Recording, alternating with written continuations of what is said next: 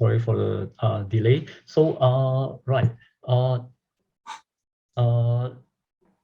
I'd like to introduce Dr. Low to you. Dr. Low is an associate professor of UNIMAS, and she's also a senior clinical lecturer in the Department of Medicine, Faculty of Medicine and Health Sciences. She did her clinical work in the Sarawak General Hospital, and currently she's still attending the endocrinology clinic in Sarawak General Hospital. And Dr. Low received her undergraduate education in University of Malaya and graduated in 2006. And then subsequently, in 4 years' time, she passed her MRCP and completed her subspecialty training in diabetes and endocrinology.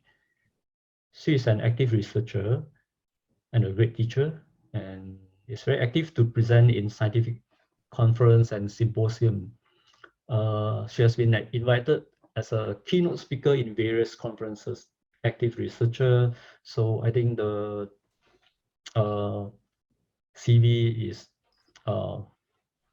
very long, and so let's welcome Dr. Low. Thank you, Dr. Yo, for the kind introduction. Very good morning to all. Today, for the next 30 minutes or so, I'll be talking about approach to thyroid disorders, but due to the interest of time, I will be focusing on hyperthyroidism and hypothyroidism, particularly in the primary care setting. Can you all see my slide? Yes. Okay, thank you. So first of all, we'll start off with approach to hyperthyroidism. We'll start off with a few case studies. The first case is similar to the one that you saw in the quiz. 20-year-old lady presented with hyperthyroid symptoms, features of Graves' disease, with a free T4 of 70, suppressed TSH. So what should we do now? There are a few options to start carbimazole 30 milligrams twice a day, see in 2 to 3 months. Carbimazole 30 milligrams daily, see in 2 to 4 weeks. Carbimazole 30 milligrams daily, but see in 2 to 3 months. Or give a lower dose, carbimazole 10 milligrams daily, see in 2 to 4 weeks, or refer her to the tertiary center for RI therapy at this time point. So you may keep the answer to yourself, but this particular patient was given carbimazole 30 milligrams twice a day with beta blocker and was asked to come back for follow-up after 3 months. So when she came back, her free T4 was 5 and her TSH was 19. So what should we do now? Stop the carbimazole, ask her to come back in 3 months for a thyroid function. Stop the carbimazole, but see her earlier in 2 weeks. Stop the carbimazole and initiate thyroxine since she now shows hypothyroidism. So the second patient, similar case, also hyperthyroid symptoms, also features of Graves' disease, elevated free T4, suppressed TSH, similar options as the first patient, but we learned from the first case that perhaps carbimazole 30 milligrams twice a day, see in 2 to 3 months, maybe it's too high a dose and too long duration for the follow-up. So this patient is given carbimazole 30 milligrams daily with beta blocker, and she was asked to come back earlier. After 2 to 3 weeks, please come back.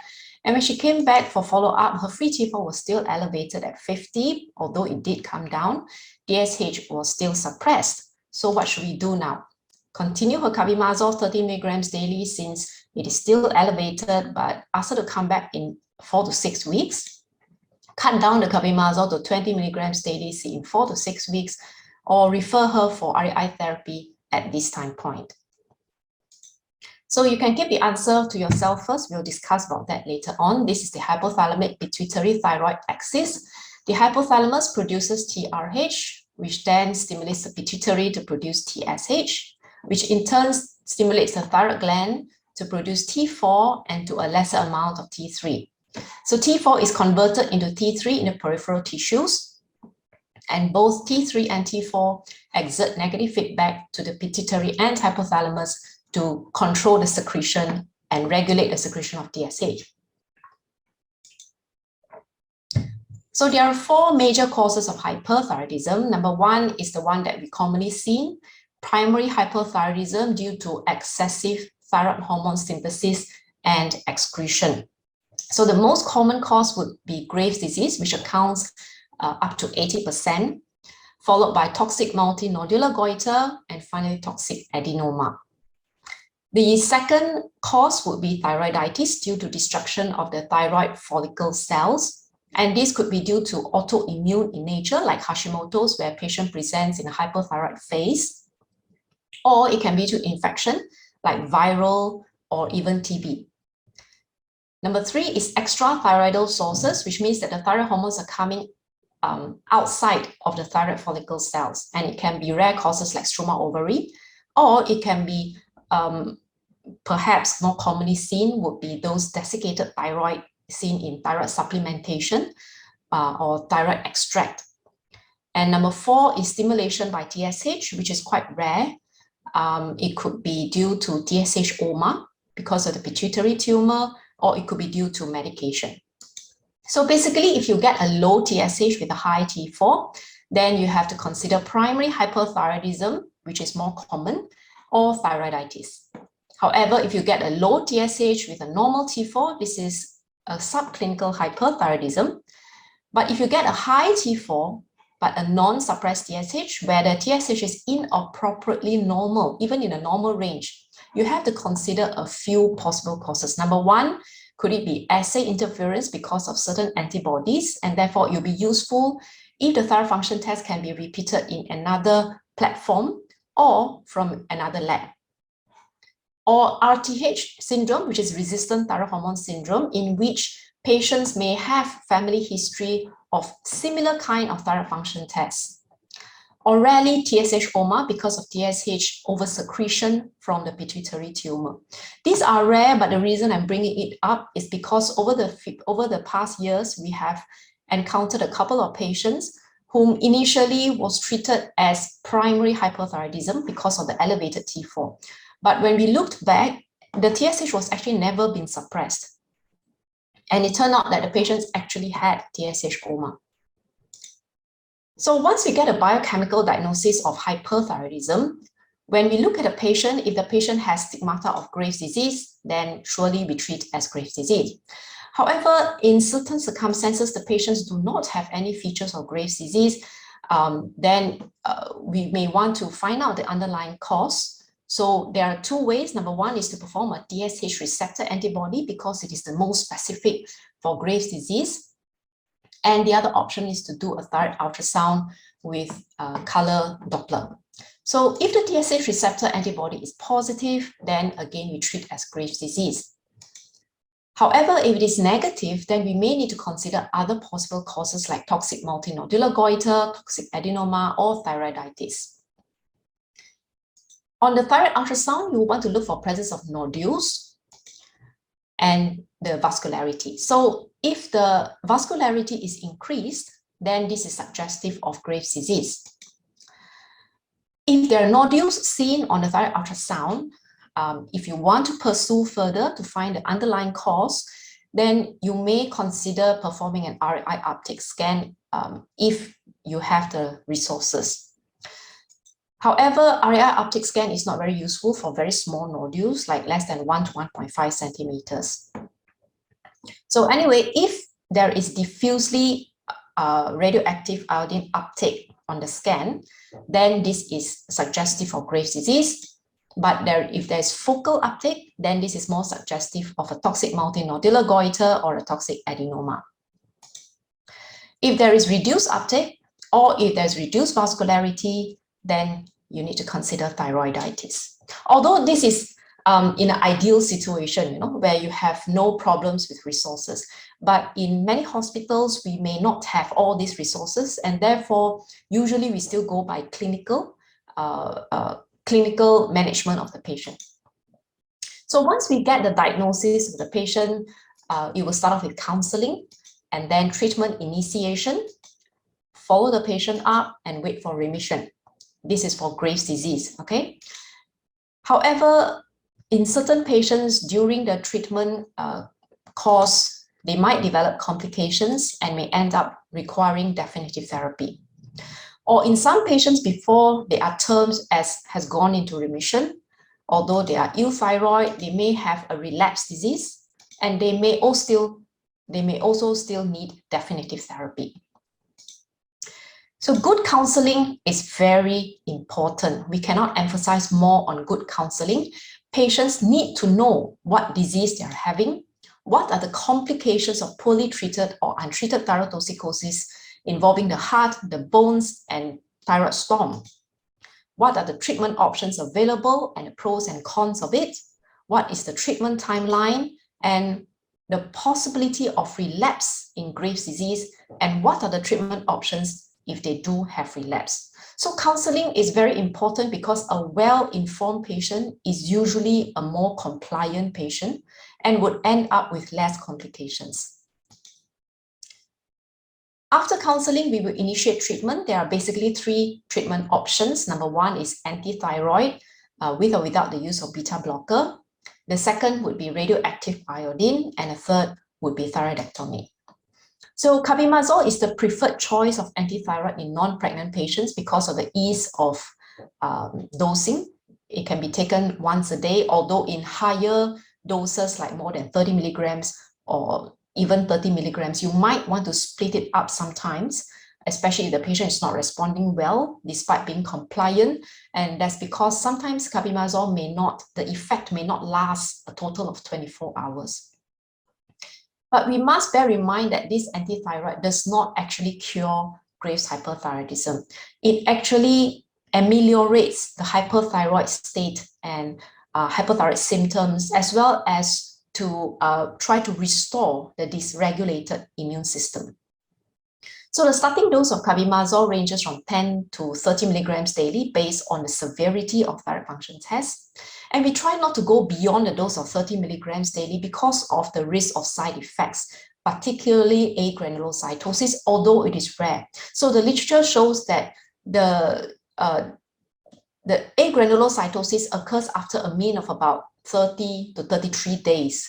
And therefore, we try not to keep for long periods of time and try not to give high doses. So patients need to be aware of the possible side effects, including agranulocytosis, allergies, and hepatic injury.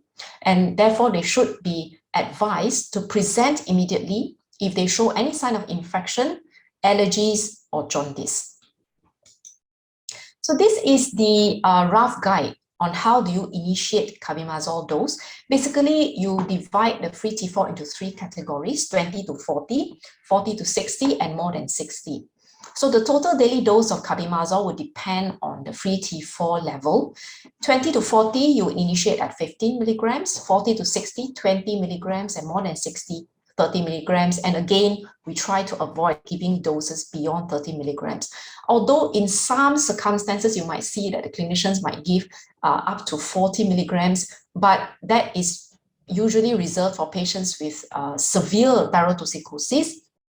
And we also very quickly cut it down, okay, to avoid all the risks and side effects. After initiation of the carbimazole, we want to follow the patient up. What do? We titrate the carbimazole down every 2 to 6 weeks. So it depends on the dosing that you initiated. If the patient is on higher dose, you want to see them earlier. If on a lower dose, then you can see them later. So we do that every 2 to 6 weeks until the patient is still thyroid, and then you can space out the follow-up to about 2 to 3 monthly. So just an example, if the patient is given 20 milligrams daily, then you can ask the patient to come back 4 to 6 weeks, and then you cut down to 50 milligrams daily for 6 weeks, and then cut down to 10 milligram daily maintenance. So 5 to 10 milligrams is the maintenance dose. So if the patient is on 30 milligrams daily, then you might want to see them earlier. For myself, I would usually want to see them much earlier, within 2 to 3 weeks, come back and just to check that they're okay and see whether we can down titrate the dose. Close follow-up is very important initially, and again, we emphasize avoid high doses for long periods of time. Our aim is a free T4 between mid-normal range and upper limit of normal, so around maybe 16 to 20, depending on your lab normal range. Initially, in the beginning, the TSH cannot be used because for monitoring because TSH takes time, to respond. So we look mainly at the free T4 level. The minimum duration of treatment for patients with Graves' disease will be 12 months, but preferably 18 months. If the thyroid function test is not improving despite a high dose of antithyroid, the most common cause is still non-compliant. Although the patient, especially young patients, they will tell you that yes, they are taking it every day, but the most common cause is still non-compliant. Many times we need to get collateral history from the family members and even need the family members to directly supervise. We have done many times direct observation therapy, DOTS therapy, just like how you do anti-TB, where you get the family members to really see the patient swallow the tablet and sign on the booklet and bring the booklet as evidence during clinic follow-up. And magically, the thyroid function will improve. Although the guideline recommends a baseline full blood count and liver function test before you initiate antithyroid, there is no data to support checking routine full blood count during the course of follow-up. So we will only recommend checking when a patient presents with febrile illness to rule out agranulocytosis. Occasionally, you might encounter patients who develop some allergies with antithyroid. If it is minor, like some cutaneous rash, then you can actually add on some antihistamine for a few days, and then until the rash disappears, and you can just off the antihistamine. Although this cutaneous rash, it actually is sometimes dose dependent. That means when the patient is on higher dose, then they will get this rash. So you might want to see the patient earlier and try to cut down the carbimazole as soon as you can, depending on the thyroid function test. If the allergy is minor and persistent, you may want to change antithyroid, although sometimes cross-reactivities can still happen, or you might change it to metimazole, which sometimes the patients respond better and they don't get that allergy anymore. Or you may consider definitive therapy and discuss this with patient regarding RAI or even thyroidectomy if indicated. However, if the allergy is severe, please do not waste time changing to another antithyroid. Please refer them early to the tertiary center where they have endocrinologists. Apart from antithyroid, beta blockers are recommended in symptomatic thyrotoxicosis patients, especially those who are elderly or those with a resting heart rate of more than 90 or those with coexisting cardiovascular disease. Basically, you don't want these people to have persistent tachycardia, right? If contraindicated for beta blockers for whatever reason, the alternative is to use calcium channel blockers like diltiazem and verapamil. After 12 to 18 months of treatment for patients with Graves, we can discontinue the antithyroid if they are biochemically euthyroid on low dose of carbimazole, like 5 milligrams. However, the patient needs to be warned that the disease may relapse. So we need to closely follow them up with a thyroid function test 2 monthly initially for the first 6 months. And that's because the risk of relapse is highest during the first 6 months after discontinuation of the antithyroid. So if they remain biochemically euthyroid without any treatment after 6 months, then you can space it out to yearly follow-up. The patient is considered to be in remission if the thyroid function is normal 1 year after discontinuing antithyroid. However, lower remission rates is seen in men, those who are smokers, as well as those with larger goiters. Occasionally, like I mentioned just now, patient may develop some complications or they may relapse and would end up requiring definitive therapy. So what are the definitive therapy? Number one is radioactive iodine. It can also be used as a primary treatment, especially for patients who are non-Graves, those with relapsed thyrotoxicosis seen in Graves' disease, those with history of severe thyrotoxicosis like thyroid storm, whereby you do not want them to have a recurrence of thyroid storm because of the high morbidity and mortality. Those who have developed complications of thyrotoxicosis like heart failure and atrial fibrillation. Those who are non-compliant to antithyroid drugs despite multiple counseling, despite DOTS, or those with difficult to control thyrotoxicosis despite being compliant. So patients need to be informed well regarding radioactive iodine. A lot of patients, they are very scared when they hear this radioactive, so they will usually reject it directly, right, without learning what is it actually. So patients should know that RAI is generally safe. And one important thing to tell the patient is that the main aim for RAI is hypothyroidism, not to render them euthyroid. Okay, because as long as they are euthyroid, as long as they are not hypothyroid, the disease may relapse, may recur. I'm bringing this up because there are patients who thought that RAI will render them euthyroid and they will be off the pills forever. So when they present to us, they got a shock of life that after RAI, they might need to be on thyroxine lifelong. So they should be told that the main aim is hypothyroidism. After the RAI, the patients may need to have a few precautions. Number one is to keep their distance for about 2 weeks, delay the conception for females 6 months, for males 3 months. They should not share their utensils or prepare other people's food because the radioactive iodine can be excreted in bodily fluids. And there is a very small risk of radiation thyroiditis or thyroid storm within a week of the RAI, especially among those with higher risk, like those with a higher free T4 level before they go for RAI. So to reduce this risk, we usually give them this carbimazole 3 days until 3 days before the RAI and resume it 3 to 7 days after the RAI. But the best is actually to give them the RAI leaflet, which will have a more they will have a more comprehensive understanding about RAI and not listen to their neighbors telling them about RAI.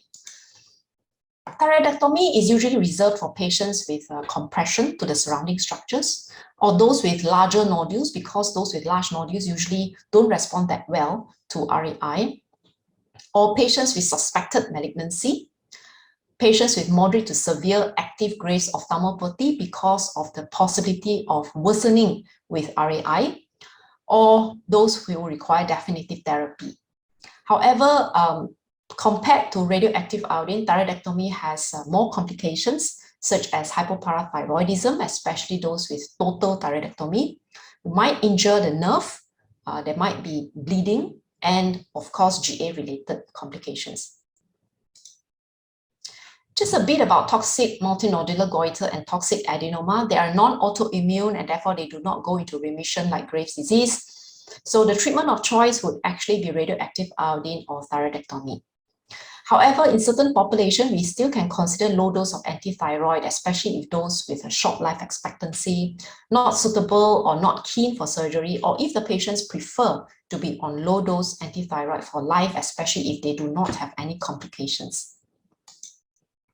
Subclinical hyperthyroidism is not as common as subclinical hypothyroidism. So what we get is a biochemical diagnosis of a low TSH with normal T3, T4. About 1% of patients will progress to overt disease, and the risk is much higher if the TSH is very low and undetectable. These patients have increased risk, especially atrial fibrillation, and therefore we have to really consider if these patients would need treatment. And the treatment of choice will be antithyroid, but if the patient has autonomous nodule or multinodular goiter, then you can consider RAI. So basically what you do is if you get a low TSH and a normal T4, you need to rule out T3 toxicosis, okay? Because T3 toxicosis can also lead to a normal T4 with a low TSH. And if the T3 is normal, you may want to repeat the thyroid function test because a small proportion of patients may go into remission spontaneously, may normalize the thyroid function test spontaneously. So when do we repeat? Basically, because this subclinical hyperthyroidism, they are also at risk of AF. So if they are elderly with cardiovascular risk factors and a much suppressed TSH, you want to repeat it earlier, after a few weeks. But if they are young with no cardiovascular risk factors and the TSH is not that low, just below the normal range, then you can repeat it in 3 to 4 months. If it is persistent, then you will investigate the patient just like how you investigate a Graves' disease. And if the TSH is suppressed to less than 0.1, then you will need to treat if they are more elderly, they have heart disease or osteoporosis, they are menopausal but not on estrogen or bisphosphonate. Basically, you want to make sure they don't develop complications of atrial fibrillation and osteoporosis, or if they have bothersome symptoms. On the other hand, if the TSH is not that low, then, well, you may consider treating after discussion with the patients, or you can choose to monitor them. If these are young patients with no comorbidities and they are symptomatic, you may even consider just using beta blockers instead of antithyroid. So back to the first patient, hypothyroid symptoms, features of Graves' disease. We now know that 30 milligrams twice daily, which is total of 60 milligrams, is too high dose. So we can start off with 30 milligrams daily, and we need to see them back early and not wait until 3 months. So probably you need to see them back in 2 to 4 weeks. Second patient is the same. We will give them 30 milligrams daily, see in 2 to 4 weeks. And when she came back, her T4 is reduced, TSH is still suppressed. What we should do is to actually cut down the carbimazole. Okay, and then we can see them back in 4 to 6 weeks. So this particular patient, after 18 months of treatment, she's clinically and biochemically euthyroid on low dose of carbimazole. So what should we do? Yes, we discontinue the carbimazole, but we need to warn the patient that there is a possibility of relapse. So we follow the patient up closely with a 2-monthly of thyroid function test for 6 months. She remained euthyroid biochemically and was asked to come back in a year. So 4 months later, she presented herself early because she has these hypothyroid symptoms again. So when we checked, the free T4 was 54 and a suppressed TSH. So what should we do now? So yes, we need to counsel the patient that yes, she has a relapsed thyrotoxicosis. We need to reinitiate carbimazole, follow her up, counsel the patient for REI, and then refer to the tertiary center for REI. So in conclusion, ladies and gentlemen, patients with hypothyroidism have good prognosis with appropriate treatment and follow-up. Poorly managed patients have increased morbidity and mortality. We try not to give high doses for long periods of time, and we need to closely follow them up, especially when they are high doses. And please refer them early if these patients are difficult to manage or require definitive therapy. So I'll quickly move on to hypothyroidism. Again, we'll start off with a few case studies. First patient, 68-year-old lady, type 2 diabetes, has some change in behavior, but otherwise nothing much on physical examination. We still need to rule out thyroid dysfunction. And yes, the TSH was elevated at 34 with a low T4 of 6. So what should we do now? Repeat a thyroid function test in 2 to 4 weeks' time, check a TPO antibody, start her on thyroxine 75 or start her on thyroxine 25. Second patient, no medical illness, was told to have abnormal thyroid function. As you can see, the TSH is elevated 6.2, T4 is still within the normal range. 3 months later, still the same. So otherwise, no complaints, no symptoms, no family history, no plans for pregnancy. So what should we do? Repeat a thyroid function test in 1 month, see whether it can resolve or not. Check a TPO antibody. Start her on thyroxine 50 or do an MRI pituitary to rule out TSH OMA since the TSH is elevated. Third patient, primary hypothyroidism on 175 micrograms of thyroxine, not on any other medication. She says she's compliant. And her TSH this time is still elevated at 15 despite a normal T4. So what should we do? Increase the thyroxine to 200 since the TSH is still elevated. Refer her to gastro, make sure it's not absorption problem. Never mind, continue current dose since all the while TSH is elevated. Come back 1 month, hopefully see another MO. Check her compliance again. So if you get a high TSH, low T4, this is primary hypothyroidism. If you get both low, then this is secondary hypothyroidism, and we need to check other anterior pituitary hormones to make sure that the patient does not have hypopit. If the TSH is high with a normal T4, then this is subclinical hypothyroidism. Specific symptoms for hypothyroidism may not be seen. It can vary, even if they are present, they vary with age and gender. For example, in elderly patients, they may present with cognitive decline, and in females, they may present with menstrual irregularities or infertility. And therefore, biochemical assessment is very important. The most common cause is still Hashimoto's thyroiditis due to autoantibody. For subclinical hypothyroidism, it is a biochemical diagnosis. What we get is a high TSH with a normal T4. Symptoms may or may not be present, but about 2 to 5% will actually progress to overt hypothyroidism, and the risk is higher if the antibody is found to be positive. So basically, if your TSH is more than 10, you need to treat. But if it's 4 to 10, then you will only treat if they have symptoms, if they are attempting pregnancy because you need a lower TSH during pregnancy, if they are found to have TPO antibody positive because they have higher risk of progressing to overt hypothyroidism, or if they have CV risk or heart disease, because hypothyroidism can increase the lipid level. But we must bear in mind that TSH increases with age. So if you can see here, after 70 years old, the TSH, either males or females, will actually increase. And therefore, in elderly, if the TSH is less than 10, if they have no symptoms, you can observe and repeat the thyroid function test in 6 months.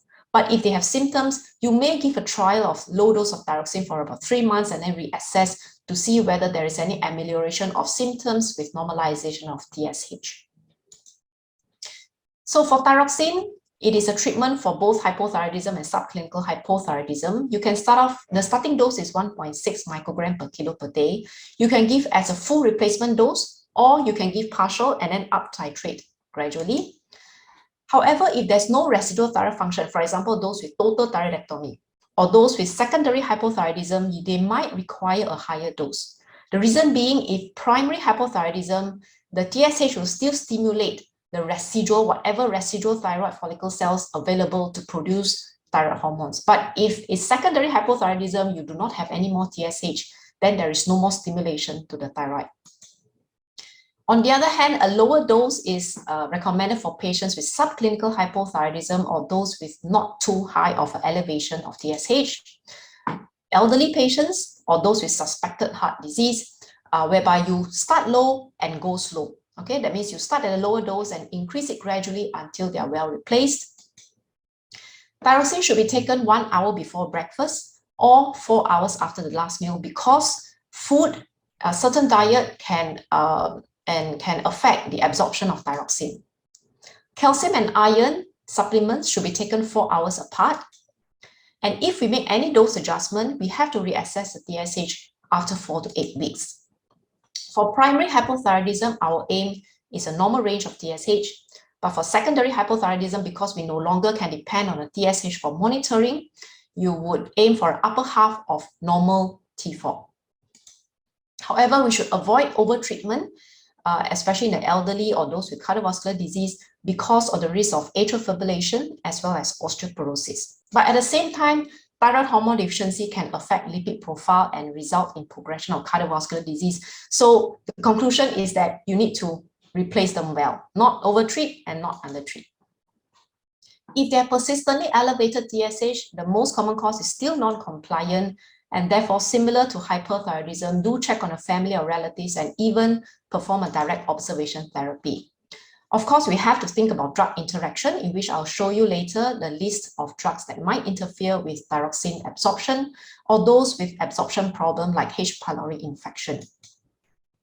If the patient misses a dose, they can replace immediately even on a subsequent day. For example, the patient is on 100 micrograms of thyroxine daily.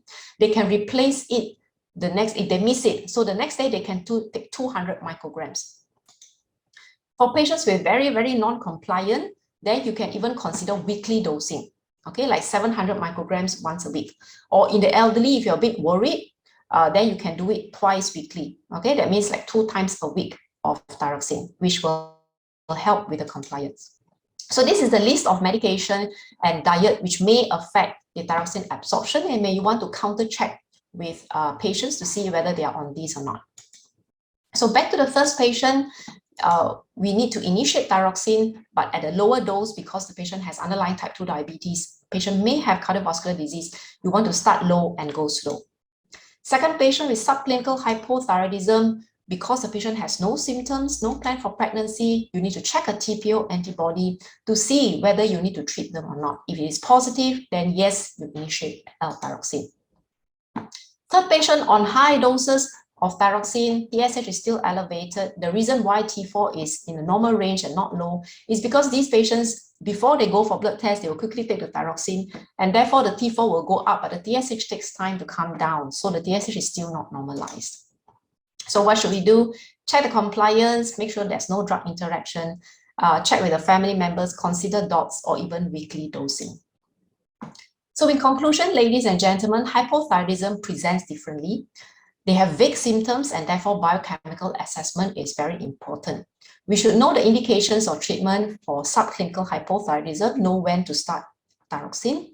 And the starting dose for thyroxine for non-pregnant adults is 1.6 microgram per kilo per day, but a lower dose for elderly, those with cardiovascular disease or milder degrees of hypothyroidism. Our aim is to normalize TSH in primary hypothyroidism, but because of the age-related TSH level, you may accept a higher level for those who are more than 70.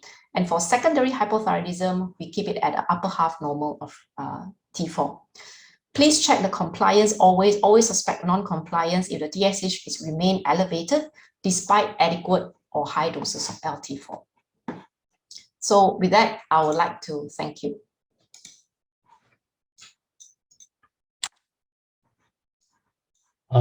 Thank you, Dr. Low, for her enlightening talk.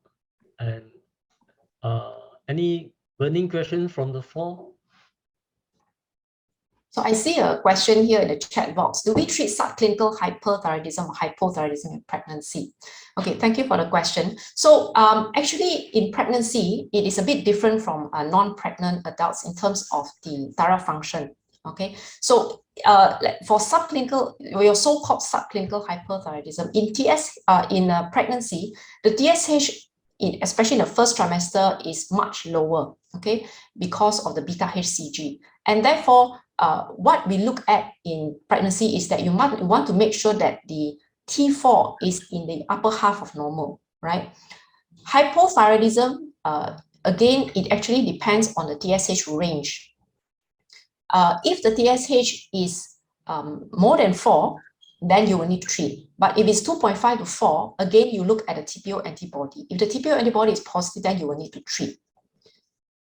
So it is a bit different compared to non-pregnant adults. Thyroid dysfunction in pregnancy is another whole topic by itself, which I'm unable to cover today.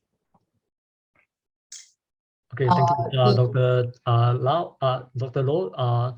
So in view of our time constraint, and because we are, I think we run out of time already, so we should leave it. We should let the next speaker proceed to the talk. So our next speaker will be